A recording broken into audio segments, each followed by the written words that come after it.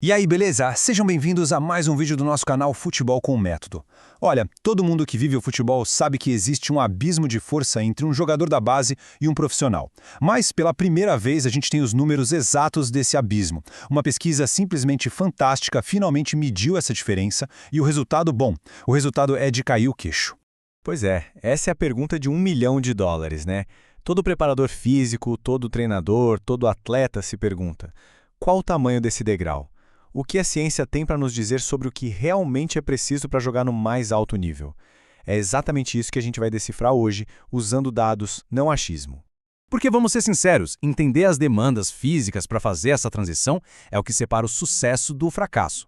A gente não está falando só de ter talento com a bola no pé. Estamos falando de construir uma verdadeira máquina, um corpo que aguenta o tranco, a intensidade do futebol de elite. É aqui que o sonho de muito moleque bom de bola acaba batendo na parede. E quando a gente fala em salto, não é um pulinho, não. É um salto gigantesco de verdade. O desenvolvimento físico é uma parte, assim, crítica e que muitas vezes é deixada de lado na jornada de um jovem atleta. Sem a força e a potência certas, o risco de lesão vai lá para cima e, claro, o desempenho em campo despenca.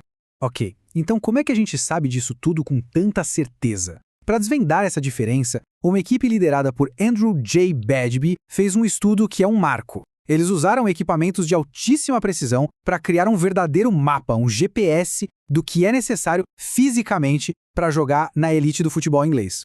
E a grande estrela dessa pesquisa foram as plataformas de força. Para a gente entender de um jeito fácil, imagina a telemetria de um carro de Fórmula 1, só que para o corpo humano. Elas medem com uma precisão absurda a força, a potência, a velocidade que o atleta gera. É basicamente um raio-x completo da capacidade do motor desse atleta. Os pesquisadores focaram em 3 testes que são essenciais. Primeiro, o salto com contramovimento, o famoso CMJ, para medir a potência explosiva das pernas. Depois, o salto reativo ou CMRJ, para ver a capacidade elástica, tipo uma mola. E por último, o teste que trouxe os dados mais chocantes, a puxada isométrica, o IMTP, que mede a força máxima total do corpo. E o palco para esse duelo de dados não podia ser melhor. A English Football League, uma das ligas mais competitivas e, com certeza, mais físicas do mundo. Então, de um lado do ringue, a gente tinha jogadores profissionais, experientes. Do outro, os maiores talentos das categorias de base, do Sub-18. E não foi pouca gente não, viu? Foram 139 profissionais com média de 24 anos e 81 quilos, contra 137 jovens do Sub-18 com 17 anos e 72 quilos. E o mais importante, atletas de 7 clubes diferentes. Isso dá uma credibilidade enorme para os resultados que a gente vai ver agora. Então vamos lá, agora segura aí porque é aqui que o jogo vira. O estudo achou diferenças em quase tudo, mas a mais brutal, a que realmente escancara o tamanho do desafio, veio daquele teste de força máxima, o tal do IMT. Então vamos colocar lado a lado, preto no branco. A força de quem já vive o esporte no mais alto nível contra o potencial bruto que ainda precisa ser muito, mas muito bem trabalhado. Se liga nesse número. Os profissionais geraram, em média, um pico de força de 3.031 newtons.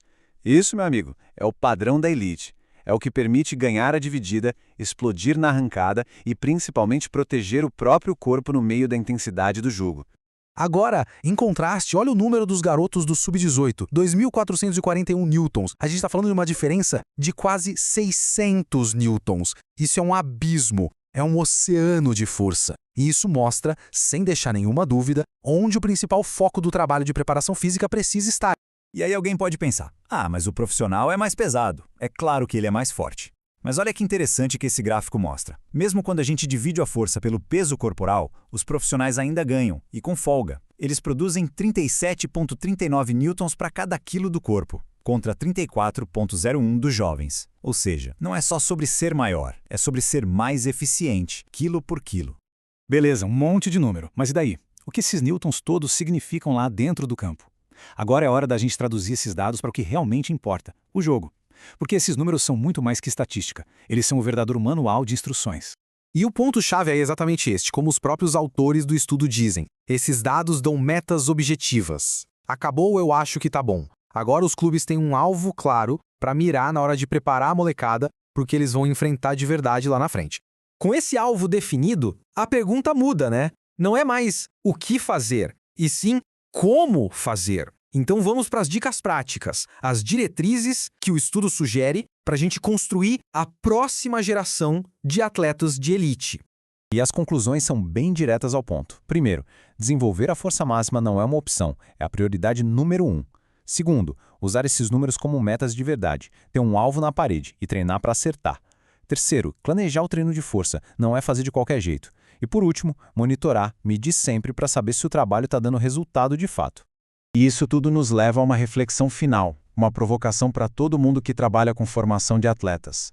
O programa de treino que está sendo aplicado hoje está realmente diminuindo essa diferença de quase 600 newtons? Estamos preparando os jovens para o tamanho real do desafio que eles vão encontrar lá na frente? No fim das contas, fica bem claro, o desenvolvimento físico deixou de ser uma opção. É um requisito básico para sonhar com a elite. Bem, ficamos por aqui. Não deixe de enviar esse vídeo para aquele seu amigo que trabalha com futebol. Siga nosso canal aqui no YouTube e no Spotify. Siga também o preparador físico Túlio Flores. Um grande abraço e até a próxima.